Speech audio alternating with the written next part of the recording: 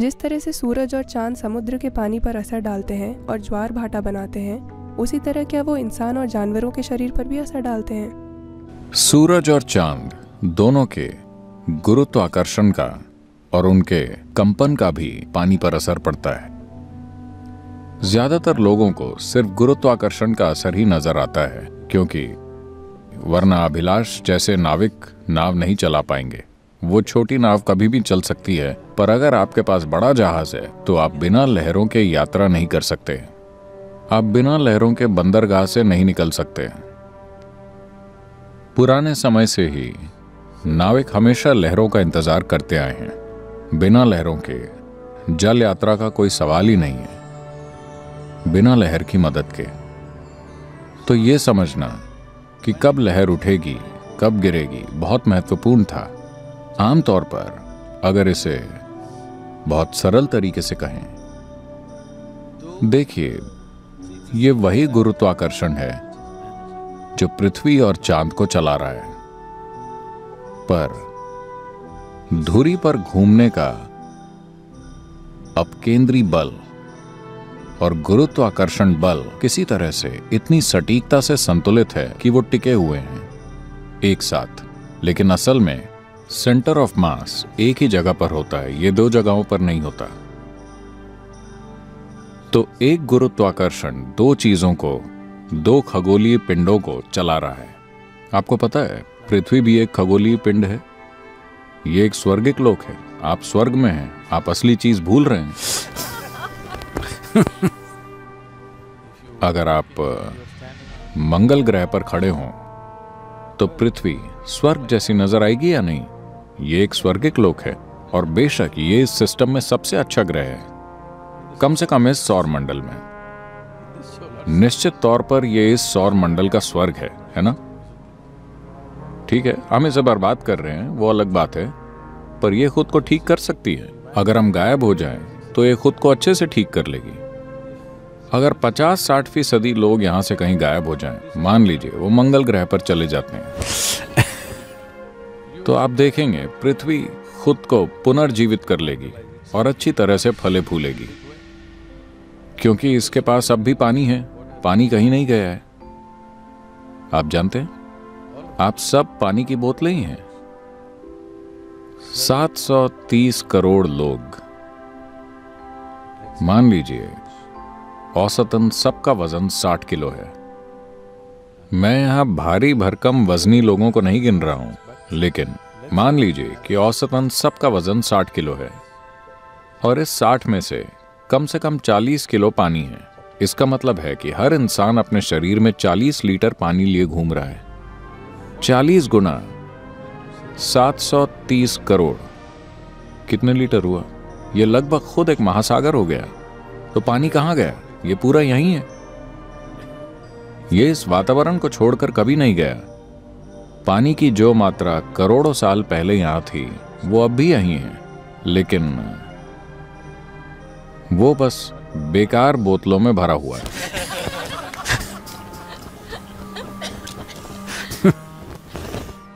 तो सूरज और चांद का असर, गुरुत्व का असर तो नजर आता है, लेकिन कंपन का असर ज्यादातर लोगों को महसूस नहीं होता।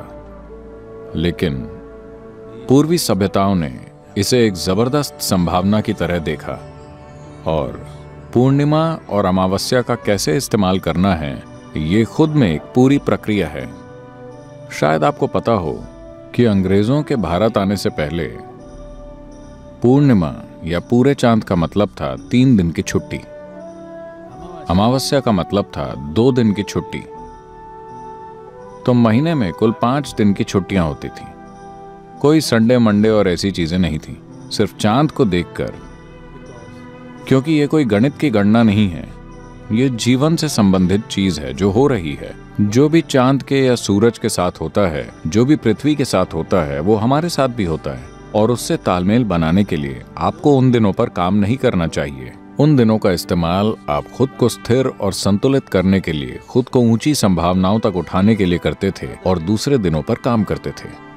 तो ये 2 दिन या इनके बीच भी चांद की अलग अलग कलाओं में अलग अलग तरह का असर होता है। आमतौर पर पानी में लहरें उठने या ज्वार पर ध्यान दिया जाता है।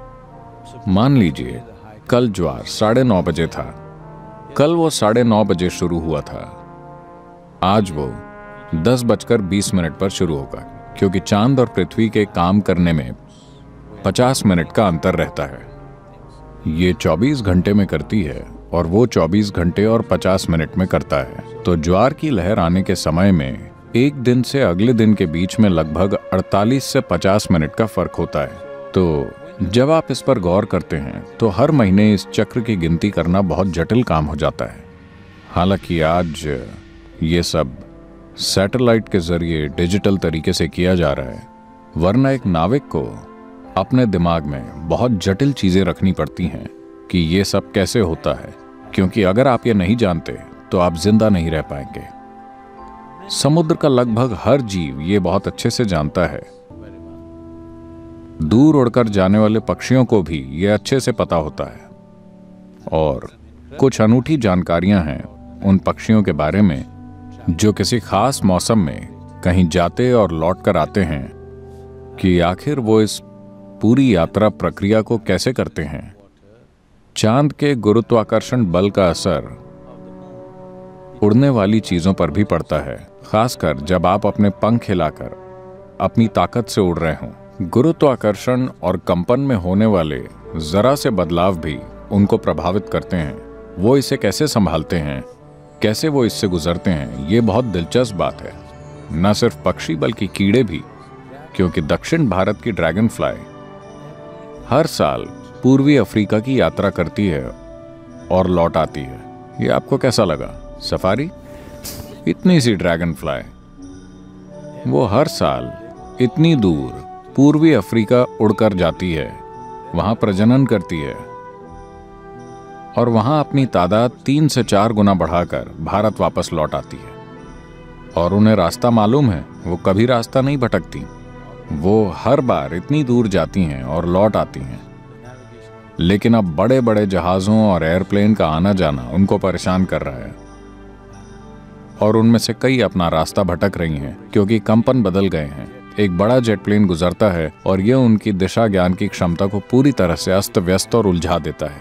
मेरे ख्याल से ये हर जीव के साथ हो रहा है, इंसानों के साथ भी, कि हम जो स्वाभाविक रूप से कर पाते थे वो क्षमता खत्म होती जा रही है, क्योंकि बहुत सारी मशीनें हैं और हमारे आसपास बहुत ज्यादा कंपन हो रहे हैं, तो संवेदनशीलता कम होती चली जाएगी। इंसान के मन और शरीर पर ग्रहों के असर को देखें तो इन खगोलीय पिंडों का सबसे ज्यादा असर पानी पर और उतना ही असर इंसान पर भी पड़ता है, दूसरे जीवों पर नहीं, क्योंकि हमारी रीढ़ खड़ी हुई है। अगर हम ऐसे होते तो वो हमें उस हद तक प्रभावित नहीं करते, क्योंकि हम ऐसे हैं, हम खड़ी हुई बोतलें हैं। उसकी वजह से खिंचाव ज्यादा लगता है और पानी का उठना हमको काफी ज्यादा प्रभावित करता है। हम जानते हैं कि ये कुछ लोगों को परेशान करता है। पूर्णिमा को कुछ लोगों को सरदर्द होता है, कुछ लोगों को दिमागी परेशानी होती है, और ये सब होता है चांद से या चांद की स्थिति से या चांद के गुरुत्वीय असर से। मानसिक असंतुलन या सिर दर्द या कोई दूसरी समस्या नहीं होती, ये सिर्फ बढ़ा देता है। ये उस दिन आपको सिर्फ ऊंचा उठाता है, क्योंकि दिमाग पर दबाव ज्यादा हो जाता है, दिमाग में तरल प्रवाह बढ़ जाता है। अगर आप प्रेममय हैं तो आप काफी ज्यादा प्रेममय बन जाएंगे। अगर आप आनंदमय हैं तो आप ज्यादा आनंदमय बन जाएंगे। अगर आप दुखी हैं तो आप ज्यादा दुखी हो जाएंगे।